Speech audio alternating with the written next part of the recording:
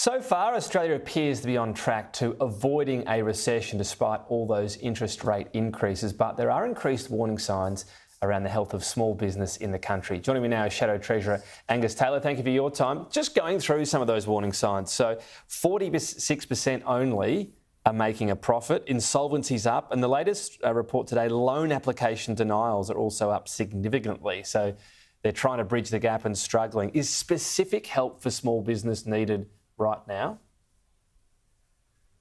Well, they just need a better economy, Tom. 22,000 small business insolvencies since Labor came to power. They're on track for a record for a government. Certainly there's been a record in the last financial year, the number of insolvencies. And I'll pick up a point you made a moment ago. We're in a household recession. GDP per capita has been going backwards now 18 months, Tom. This is a diabolical situation for small businesses. They're the backbone of my economy, and they're the backbone of much of the Australian economy, of course. In my electorate, we see it every day that small businesses are really struggling right now. What we need is back to basics, get the economy right. This government thinks the answer to everything is throw some money at it. No, the answer to this is a stronger, better, low inflation, high growth economy. That's not what we have. We are a long, long way from that. And for all practical purposes, we've been in recession for 18 months with the household recession, GDP per capita going backwards. So just to clarify though, would you sort of think about your approach? I'm sure you're already thinking around what to take to the next election.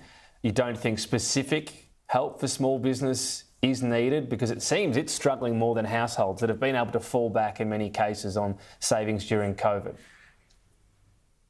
Well, it certainly is, Tom, but Labor's answer to everything is throw taxpayers' money at it. Our answer is get the economy right. And if you get the economy right, the rest looks after itself without the expense of taxpayers. Now, there's lots of ways to do that. Get rid of red tape. You don't impose industrial relations regulation on small businesses at a time when they're really struggling. That is making it harder for them to make ends meet. You don't impose Scope 3 emissions reporting requirements that are going to impose red tape right across the Australian economy. That is absolutely inappropriate and is not going to help solve any underlying problem that needs to be solved. You don't make it more difficult for businesses to do business, and that's what this Labor Party does every single day, Tom. So these are the basics. They're basics that we learnt a long time ago in this country that this government has forgotten about. And we're seeing the result, 22,000 insolvencies. It's just extraordinary. So, sometimes, short-term help might be needed, though. I know you talk about changing the economy generally, and one of those other aspects are the energy rebates. So they will last until July 1. So what about the scenario where you form the government in some way in May and you've got power bills, and I know what we're talking about long term, gas, nuclear, but putting that to one side because that won't change by July 1 next year. Would you have to look at whether you might need to extend that for a brief period if the economy is struggling so they don't have a huge surge in their bills on July 1?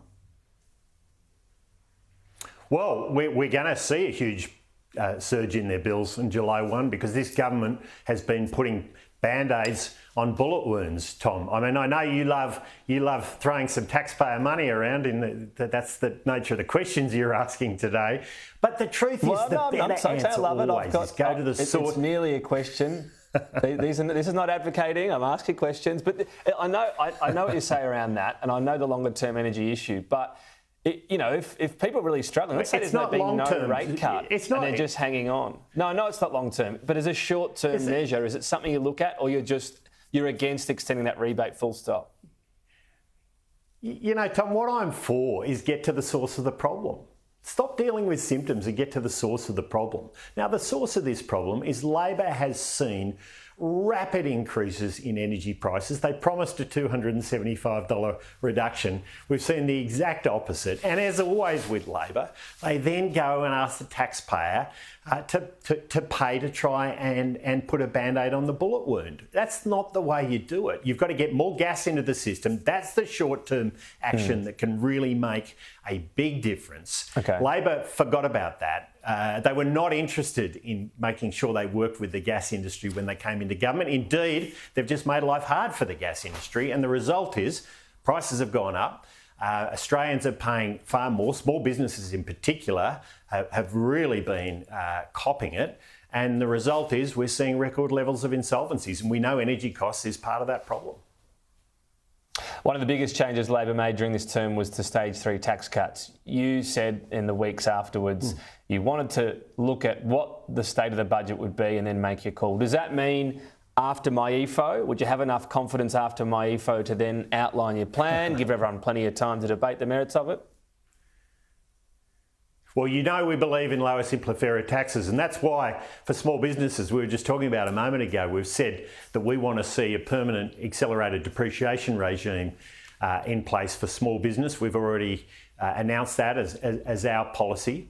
And we do believe in lower, simpler, fairer income taxes. We've seen a 25% increase in personal income taxes being paid by Australians under Labor, and that's not appropriate. I'll tell you what we don't believe in, Tom, though, is we don't believe in taxing unrealised capital gains, but that's, as we know, central to Labor's policy. And we don't believe in hitting the family home with capital gains tax or changing the negative gearing regime for investment properties. Yeah. But this government... We'll see where that goes. This government has clearly been working on this. We know that. We know they've been working on it. They've got a lot of questions to answer. They refuse to answer any of those questions in Parliament this week. Instead, they were just hurling insults. But these are the tax policies that really affect Australians, and we'll continue to lay out our policies in the coming months.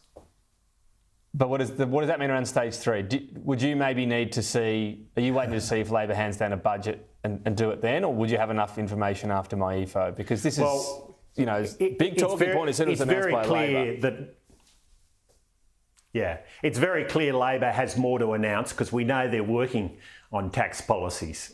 We know they're working on hitting the family home with capital gains tax. We know they're working on negative gearing, and as we see those policies, we'll respond appropriately and we'll announce our own policies in the lead up to the next election time. I mean, I think we got news even in the last 48 hours or so that there's every chance Labor's going to have another budget. So we'll need to respond appropriately. Look, at the end of the day, we need to know whether Labor's spent all the money. Now, there's every sign that they're spending money at a rapid rate, at a record rate indeed. 16% increases in spending that we already know about. Will there be more of that? And that'll tell us more about how we frame our policies. Sounds like we'll be waiting until PFO or the budget. That's my guess at hearing that. But, we'll keep asking. We'll see how we go, Angus Taylor. Appreciate your time. Talk again soon. Thanks, Tom.